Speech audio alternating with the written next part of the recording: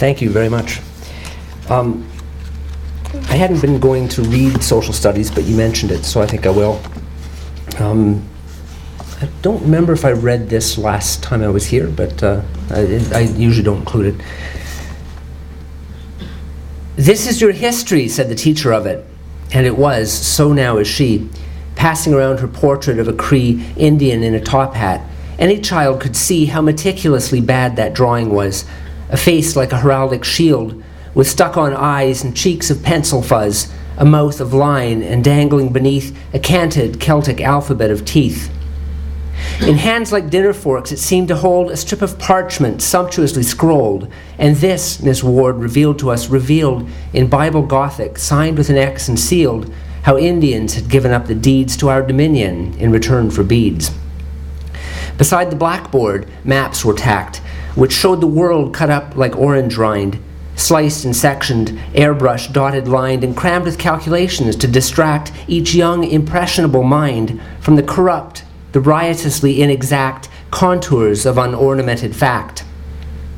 For there on the grid, like a spilled drink, the land of Canada, vast and milkshake pink, pocked with lakes, spattered with islands that had lakes, a pattern of mistakes within mistakes. Profusely annotated with the names of towns, Minigatogan, Flin Flon, Churchill Downs, stuck like mayflies in a web of red, roads and rails unraveling like thread among the moraines and glacier melts, dust bowls, tree lines, lichen belts, along the flumes and gravel beds, where European traders packed their pelts across our atlas, laying traps to capture beavers when there were no maps. Our history, I'll be honest, is at most a theory which the facts do not confute. Some people came from somewhere to a coast as ragged as the salt lines on a boot, and pitched their cabins in the wilderness and did the things that somehow led to this. The country I live in is a patch of thorns, below a culvert in a sunken plot where burly geese with necks like flugelhorns intimidate the pigeons and are shot by a district sales manager named Russ. And that's it. Our lives, our landscape, us. But near the train yard where I catch my bus, a late October frost has clenched the ground. Enormous gulls the football field is hard as frozen meat. Enormous gulls are swaggering around with snowflakes on their orange rubber feet. They cruise through stubble with their beaks ajar, shrieking that what they are, they are, they are. Okay. We've talked a little bit about Montreal and back in the old days, in the 80s. And, they used to have fireworks festivals, which I think are still being held, and different countries would bring their best fireworks, and I remember one particular event sometime in the 1980s when the United States was presenting their fireworks. This poem used to have an epigraph, which was from Leviticus. It seems to have disappeared. I don't see it on the page anyway. It used to say, "Love thy neighbor as thyself." A summer night, the cooked air blackens like a fuse. A double jet trail fades to black. In the doorway, light is at my back. Coils of steam are rising from my hair. My murderous neighbor spreads himself a snack in his yellow kitchen. Everywhere, music is leaking from the cracks in people's lives, from windows, from car doors, from my neighbor's house, a muffled war on Channel 12. I latch the window and fix tea in the flickering blue light of his TV. Tonight, there are fireworks. On the quay, along the harbor, in the island park, half the city gathers in the dark to witness a controlled catastrophe. I go too, so does the guy next door. And 500,000 of us make our way to the warehouse village where a bridge named Jacques Cartier looms like a stupendous photostat in the sky above the street, stepping through homes on steel and granite feet big enough to stomp the city flat. People are roosting in the trees. They crouch in pylons. I see faces in the punched-out windows of the factories. The best spots are already gone. We infiltrate a scrapyard on our knees. through broken places in a chain-link fence, and there are hundreds of us scaling an immense moraine of rusted tricycles and tools. Around me, disembodied strangers shout to other strangers. I can just make out my neighbor's thin, machine-like silhouette, picking its way through wreckage by the red light of a cigarette. Darkness thickens over Notre Dame. A little sunlight seeps through bandages of cloud. On the bruised horizon, in the crowd, someone says to nobody aloud in a peculiar voice, "I don't know where I am." And now the fireworks. Blam. A parachute of violet fire sinks to the river. Blam. A shower of radioactive seaweed.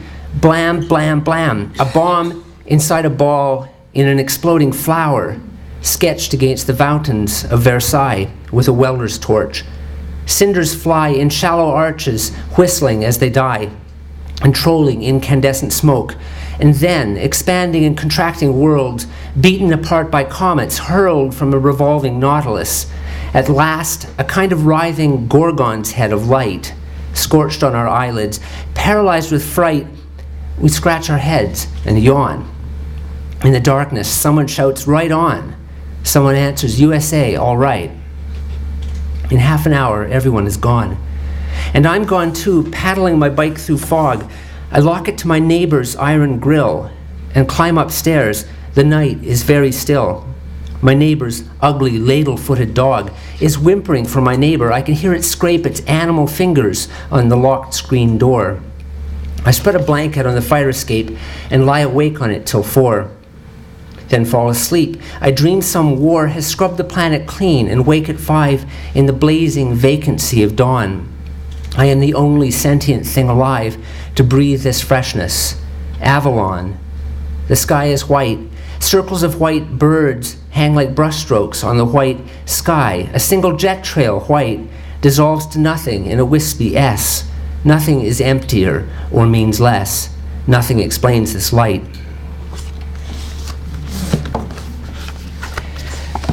I'm going to, since I've read here before, I'm going to read a poem that I haven't read in years. I think I've only read it once before at a reading a long time ago, and it's long. You need water? I hope you all bought drinks. It's the title poem of my third collection called Fact. This poem is called The Facts.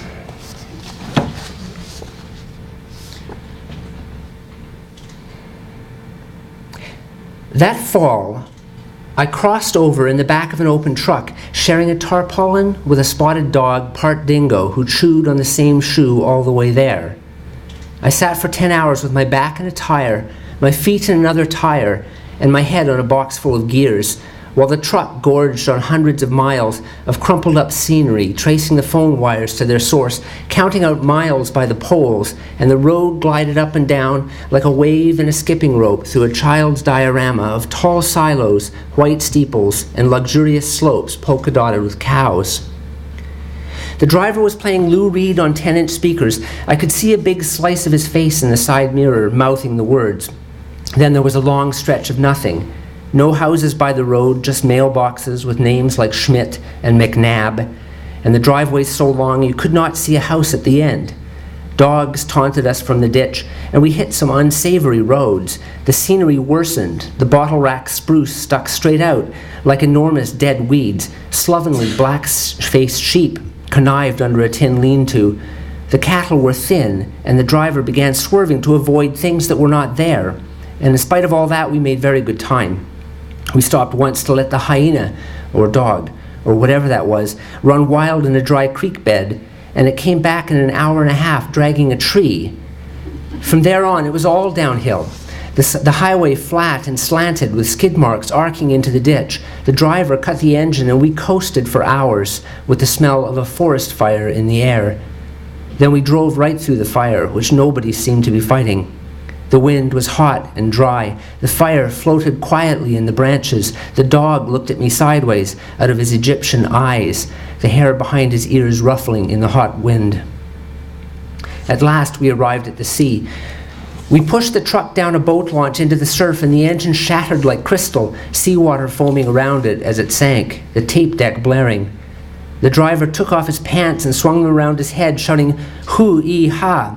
And he looked for the hugest rock he could lift and hurled it into the ocean, bloosh. Then another one, bloosh. I skipped shells on the waves. The sea chipped them up into a dazzle of sunlight. The dog ran loose on the beach, pulling hundreds of yards of fish nets and kelp. Boats rose and fell in the bay, like music scaling the rungs of the staff as the day petered out. That night we made fires on the beach and swilled cans of pastel-colored paint under a frosty-eyed moon.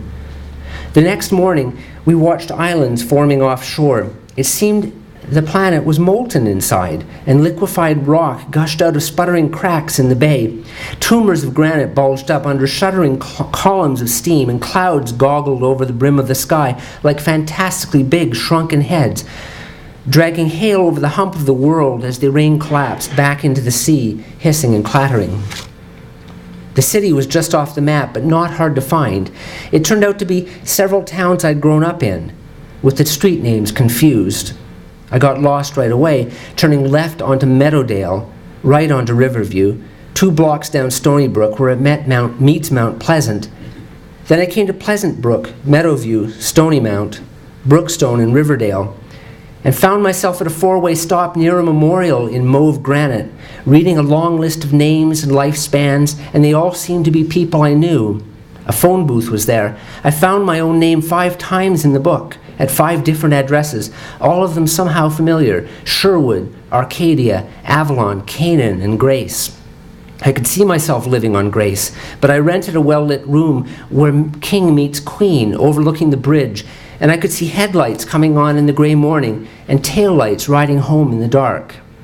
And I would listen to the 4 o'clock traffic report, wondering if home might be over that bridge, in the dark trees on the far side, a porch light in flying snow. I felt old all that winter, watching powders drift on the ice. One by one, corpses of snow stood up on the rock to be jabbed in the back by the wind, herded over the petrified river into the black trees on the far side.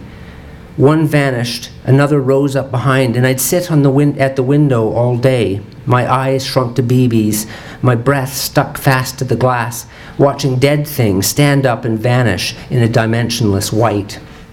And all night, too, with the stars on till 4:35, and the city burnt down to coals. Some solitary Jesus with his hands in his pants, moralizing to a bank machine.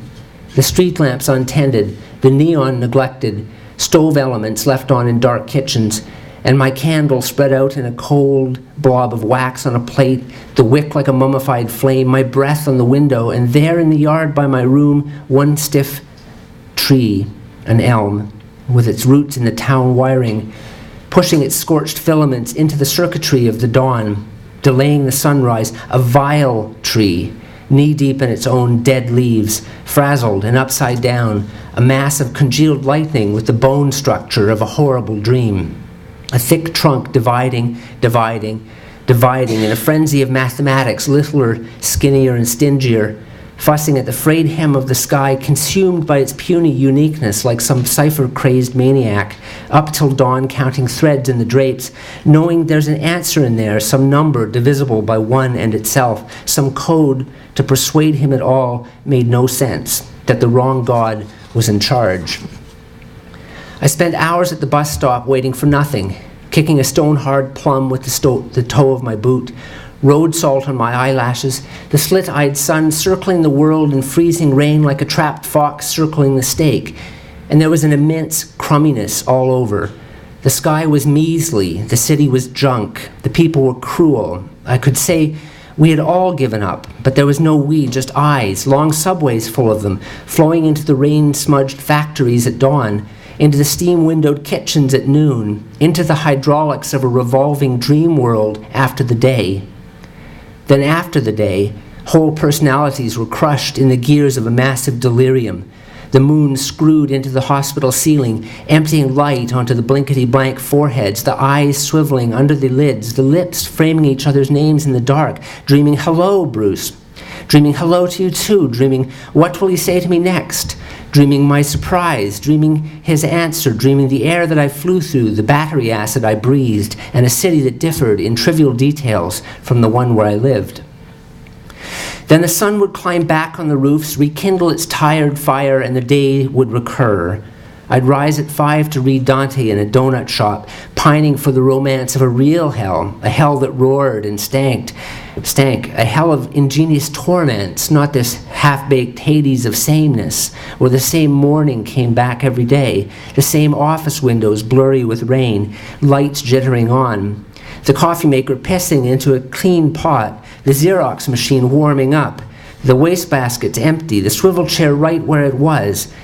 How I wished for a major league hell, but was plagued instead by one poor fiend with a face like a barbecued apple who shinnied up my elevator shaft each day to slide documents under the door for me to sign and return to sender, please, without delay. Congratulations, Bruce Taylor. You'll receive a fortune of $1 million.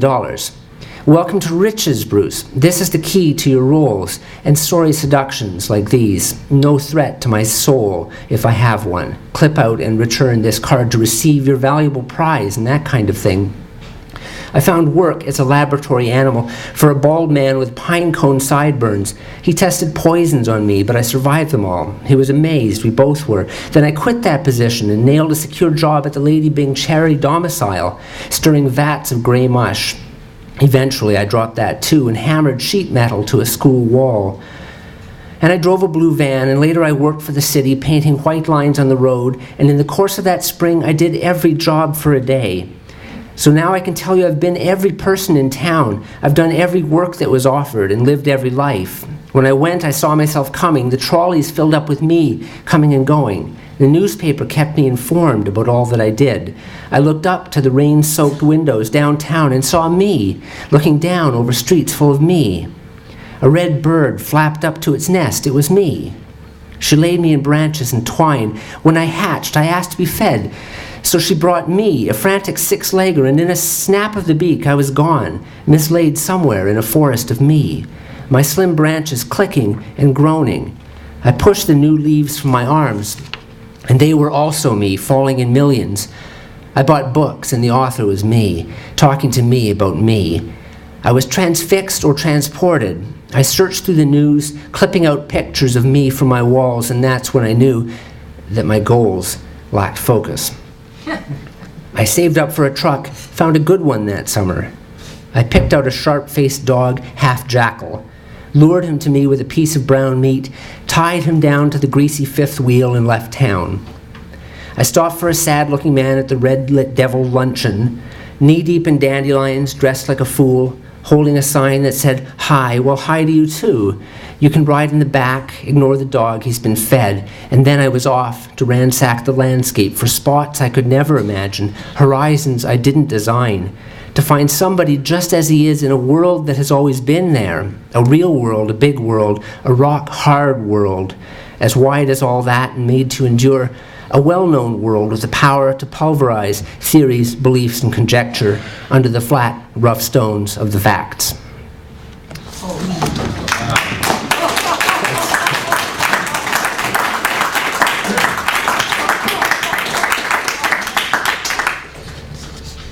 That's one that I don't read a lot because it's so long. Oh, you should read it. Thanks. I'm glad I still can read the words. The print's very small in that book. This is a more recent one called Echocardiogram. Heart, at last we meet.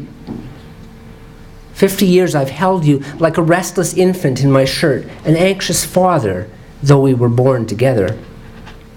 And now you're blurred, but there, shifting like a patch of scary weather on a screen, your granular darkness scarred with light and beating, I can tell, too hard, as if aware of being watched like a furtive animal, a looter on surveillance camera smashing up a store. And there are the famous chambers, ventricles and veins, sectioned like a Roman town, fossa ovalis, infundibulum. And over here, the doctor says, and now he is pointing with two fingers and speaking very quietly, and the room is really very dark. Une fuite mitrale, a bad place, where the valve is weak, and blood goes where it shouldn't. And I can see it open and close and open, pleading like a fish's mouth. The doctor of my heart is Persian and would like to know, have I read the Rubaiyat? In fact, I have, but neither of us can recite any verses there in the intimacy of our darkness, and we revert to silence, while he does his work, pushing the wand under my sternum till it hurts, recording dimensions on the scope. And you, poor patient heart, what worldly hope have I set you on? My doctor shifts his hand, and you are gone, without a trace, lost in a whirl of ash. My good heart, with its small bad place, vanished, you could say, like snow upon the desert's dusty face. I'm guessing Murray would recognize the source of that quote. It's from the Rubaiyat, of course. Okay, I'm not sure where I am for time. I think I have time for at least one more.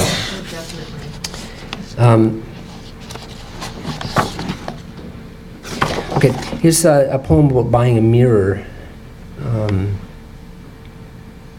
It's called Orphée, and this one also used to have an epigraph which the publisher removed because it was impossible to secure the rights to it. It was from Jean Cocteau, and it referenced the movie in which a character, Orpheus, climbs into a mirror. I don't remember the words. The time I bought a full-length mirror, it barely fit in the car. I had to pull the booster chair, uproot the headrests, and recline the seat to lay it flat, like a long, unbending body rectangled in black, with its feet toward the back. It was a good passenger, no trouble at all. At every stoplight, I would look over my shoulder at it, and each time it was just lying there, stiff as a pharaoh, looking up through the sunroof at nothing, at whatever was above us in the sky as we went by. Prone, with the long clouds dashing across it, a mirror is a little like a girl lying in the sun, and also a little like the swimming pool she is beside, with that deepening calm just under this restless surface, where the searching and elastic light relaxes into settled blue. I think the girl is you.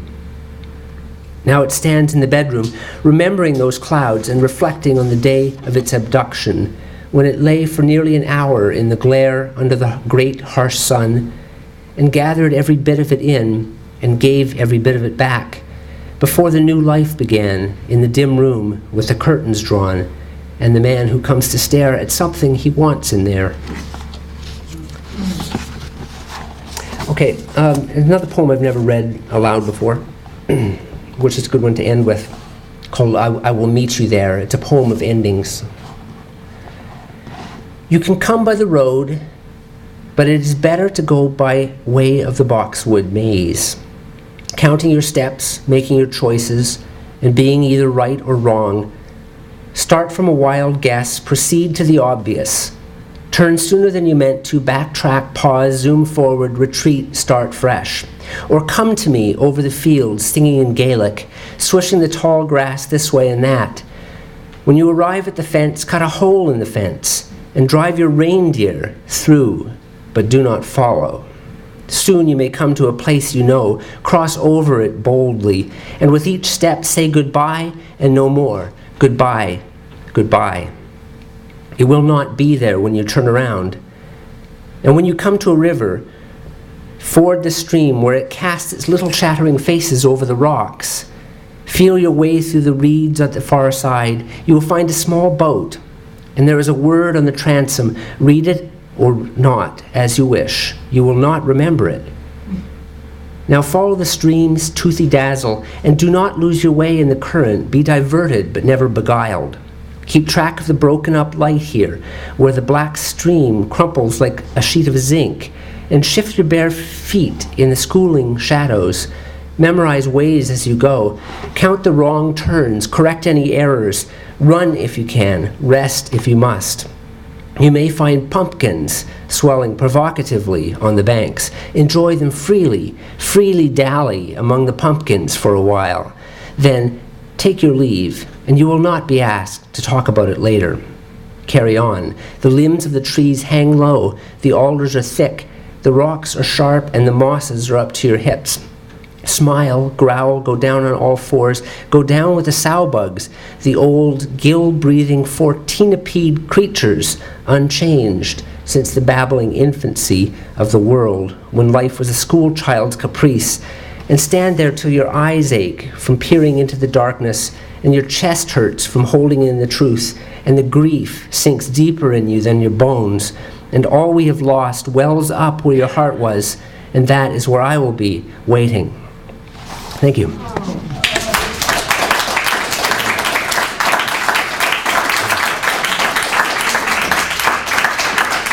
I'm happy to take questions if there's time for that. But there aren't any. Nigel? I just wonder if you could reflect on the difference between making a poem and making a boat or a musical instrument. The difference between making a poem and making a boat or a musical instrument, those are other things that I make. And I've written poems about making those things. A guitar has a shape that was decided about 140 years ago by the great Spanish guitar maker Torres, and the proportions of it are somewhat established. You can work within the limits of the not only acoustics and the properties of the materials and but the tradition. There are certain standard scale lengths and certain. You could see poetry that way, and it was more like that at one time. It was a dialogue with pre-existing forms and structures. Nowadays, maybe less. I guess you've led me to to what I didn't think I was going to say, which is in fact I'm still in dialogue with traditional forms and structures, and while I tend to be more conservative when building an instrument or a boat and stick to the forms that are traditional, that are known to work because they obey the laws of physics. A boat has to be skinny at the end because it has to penetrate the water. If it's flat, it doesn't progress. It doesn't move. It's not clear what makes a poem move. We don't always know in advance how to make it move better. But there are traditional structures, and what I hadn't expected to say when I started answering this question is that in fact I am in dialogue with those structures and perhaps make more free with them than I do with the traditional elements of boat building and guitar making. I hope that's something like an answer. Yeah. Do you use dream sequences, for example, in the poem Facts? There were some places there where I had my eyes closed and I was feeling that I was sort of moving from one fragment of a dream to another. And do you write down dreams sometimes? I don't. I did once, and every now and then I take an interest in my dreams, as we all do. Dreams are dull. Other people's dreams are very dull. My own are wonderful. but the problem is that they don't make good art by themselves, but they can suggest other things. And so a dreamy state of mind is very useful for making poetry. And there was a lot of dream in that poem, definitely. That's a very dreamy poem. And I was trying to get into that twilight zone between directed thought and acceptance of the unexpected thought that comes into your mind by association. Well, in other words, I was following, and then we got to the point where the driver drove his truck into the ocean and cracked yeah. or whatever. And Yeah. so at that point I went, oh, it's a dream.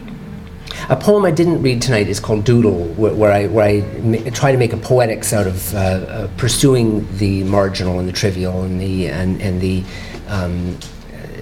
exploration of the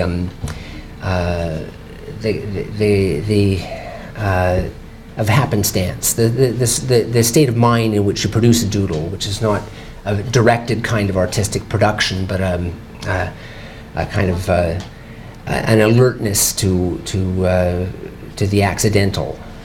Yeah.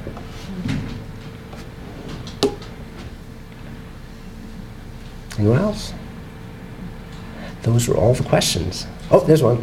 How much time do you spend writing These days, not very much. I will write another book of poetry very soon. And when I'm writing, I write very intently. When I'm not writing, I avoid poetry with every bit as much intensity as I approach it when I'm writing. I don't spend much time on any particular poem, but I revisit the poems that I've written frequently and rewrite them. I'm a very I'm a compulsive rewriter. Yeah. More as time goes on. I don't have a lot of respect for what I've already written. I'm happy to throw it out and put something new down. Just Yeah. as a follow-up to that fellow's question, is your avoidance an intentional strategy, or it's just something you would do naturally? It's something I do naturally. The thing about poetry is you don't have to write it. It doesn't pay very well, and unless you are making an effort to have a professional career as a poet, which is something you can do. You know, you can do writers in residency and so on. You can. It's not something that you necessarily have to be actively doing all the time, but everything that you do in your life somehow feeds back into it. Somebody wrote a very nice little essay in ARC last year that identified that in my work, and I was very grateful for it because I feel that is a good description of what I try to do, which is to live a life and then be honest when I write about it. Can you send that article to us? Do you have It's in ARC, I think, from last year. Zachariah Wells, wonderful writer, very. I have to think he's a very astute critic. Of course. Of course. Anybody else? Okay. We're done.